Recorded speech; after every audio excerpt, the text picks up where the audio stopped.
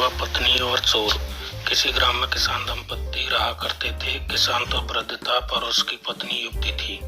अपने पति से संतुष्ट न रहने के कारण किसान की पत्नी सदा पर पुरुष की टोह में रहती थी। इस कारण एक क्षण भी घर में नहीं ठहरती थी।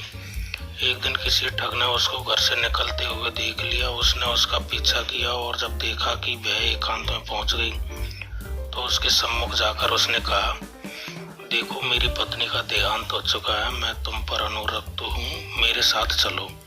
वह बोली, यदि ऐसी बात है तो मेरे पति के पास बहुत साधन है। वृद्धावस्था के कारण वह हिलडुल नहीं सकता, मैं उसको लेकर आती हूँ जिससे कि हमारा भविष्य सुख में बीते। ठीक है, जाओ, कल प्रातःकाल इसी समय इसी स्थान पर मिल जाना।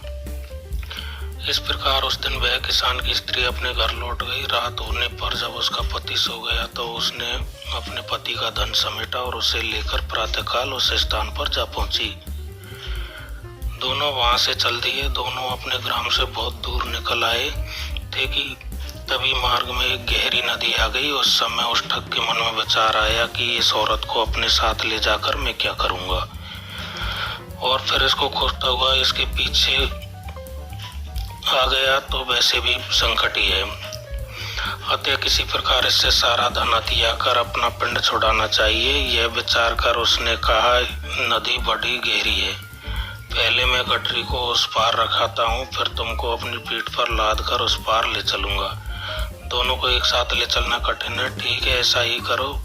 किसान की स्त्री ने अपनी गठरी उसे पकड़ाई तो ठग बोला, अपने पहने हुए गहने कपड़े भी धो दो जिससे नदी में चलने में किसी प्रकार की कठिनाई नहीं होगी और कपड़े भीगेंगे भी नहीं। उसने वैसा ही किया। उन्हें लेकर ठग नदी के उस पार गया तो फिर लौटकर आया ही नहीं। वह औरत अपने कुकृत्यों के कारण कहीं की नहीं रही। सीख, अपने हित के लिए गलत कर्मों का मार्ग नहीं अपनाना चाहिए। चैनल पर नए हो तो प्लीज चैनल को सब्सक्राइब करें।